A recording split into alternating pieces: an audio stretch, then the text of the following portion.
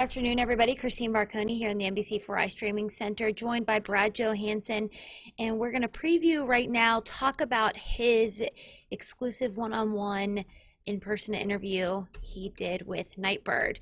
You talked to her last week at home here in Central Ohio, where she's staying right now. Of course, she was the AGT Golden Buzzer winner that is still a sensation. Her story's still #1 on our website. Brad, you spoke to her not long after that moment, and it was so really fresh. So what was that like? What was that conversation like? I think there's anytime anything like this happens, there's a ton of skepticism. Yeah. Is this real?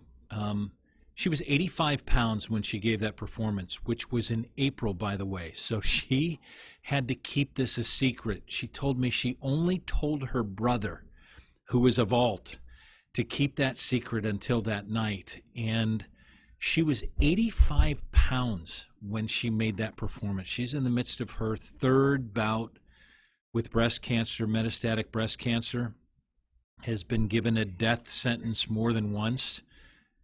She admits she should not still be here and breathing. So you go into those interviews. I was so grateful. You helped me be able to set up this interview, and she agreed. So we drove to her place, and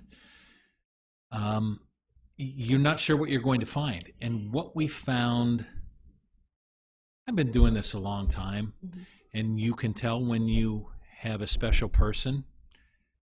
This girl rocked our world, and I want to give a shout out to Matt Blinn, who was my photographer with this, and the work that he has put in for this piece that we are so proud of, that will air tonight at 11 o'clock. But for both of us, we looked at each other and just said, wow, this woman is gifted with something very special.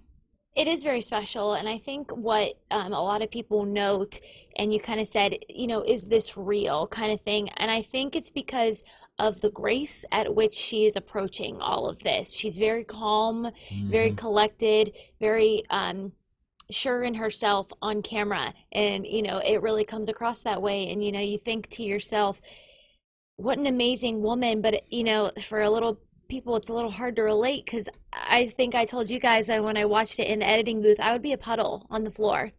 Yeah. Like, I don't know how she is just so happy. You hear metastatic breast cancer, and we didn't know what kind of cancer she had, that she was battling her third round. And when you came back and told me that, that's scary for anybody who has been on this earth and has heard of that diagnosis. Well, as she said, the doctors tell her it's incurable. Yeah. And it will ebb and flow, but it will eventually kill her.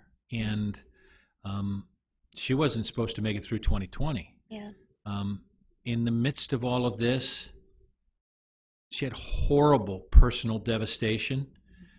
And there's no reason that she should be as positive as she is, with an outlook that she has.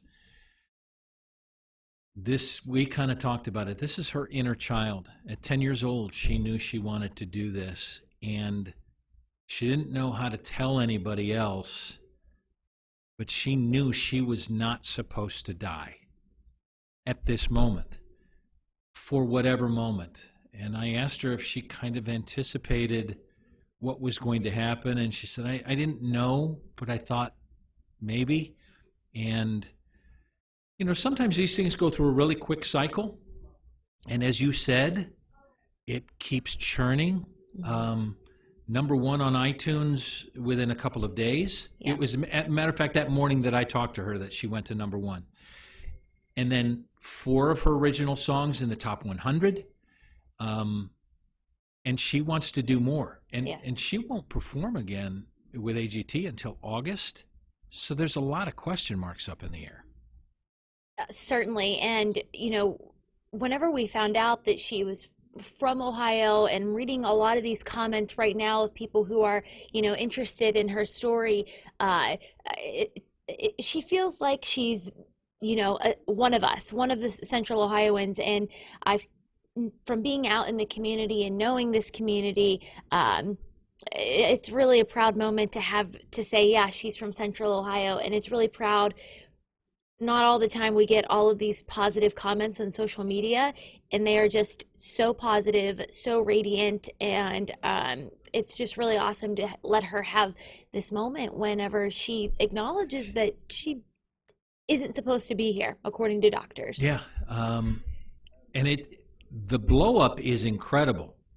I remember going on that day to her Twitter feed, which had a few thousand, Yeah. which has blown up, and her Instagram, which I think had, I mean, she had done some stuff, so she had several thousand, which is now over 400,000 followers. Hmm. I remember going on Instagram when she posted that day of our interview, gone to #1 on iTunes, can't believe this dream is real. And the first comment that I saw was from Chrissy Metz from Yeah, this is us. This Is Us, saying, Wow. I've got it on repeat. We've got it on repeat. You're healing us. Hmm. And in that interview, she talked about that.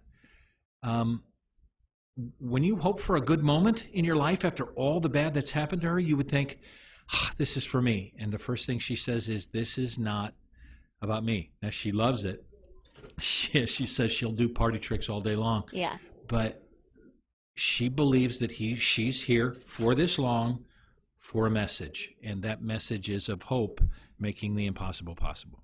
I mean, her song too. I think probably this is, they don't really let you do original songs on AGT very often because original songs don't really resonate with big crowds. You think of going to a concert of a big person and they want to play their new Yeah, stuff. You're like, yeah. no, no, no, we want to hear the hits, want to hear the hits. But this song, just an instant hit. We Ah, talked, and I said, did you push for the original song? She goes, I really did. yeah. I pushed for the original song. I had to do, if she remembers, 4 or 5 audition tapes, and kept going and kept going. And she almost didn't do it. She got so irritated at the process, and she was so sick at the start that from January to April, she I don't need this. I'm not going to do it. But then she felt like they really wanted her. And so if they really wanted her, she wanted to push for that song, and she got it. And now we know why. Just amazing. So looking forward to it. I know that you have so much material with her. You and Matt just did an incredible job. Just Oh, thanks. the video, the storytelling. Brad, I just have to compliment both of you on it. It's just beautiful all the way around. So we're gonna have a piece at 5 o'clock, Yep. and then the big one will air at 11 o'clock tonight after AGT. Yeah, I really, really hope that people get a chance to see this, even if you're not a fan. Just the story of overcoming what seems to be insurmountable odds, and the choice that we make of how we're going to react to what life gives us Mhm. is a really, really powerful story. And you know me, I'm a sap. And so I drink that in because I believe that our attitude is everything. And she personifies that positive attitude. I can't wait for people to see it. Well, I knew that after I had spoken to her right after we did our, interview on digital, we have got a million storytellers in this newsroom, but I said, "Hey, Brad, because I know your stuff, and I encourage everyone to stick around and watch tonight at 5 and 11 o'clock." It just a really, really beautiful story, and you and Matt just did a phenomenal job, and I No, know I'm you're so going to grateful. keep in touch with her, and of course we will post it on NBC4i.com whenever after it airs tonight at, again, 5 and 11. Brad, anything else you want to add?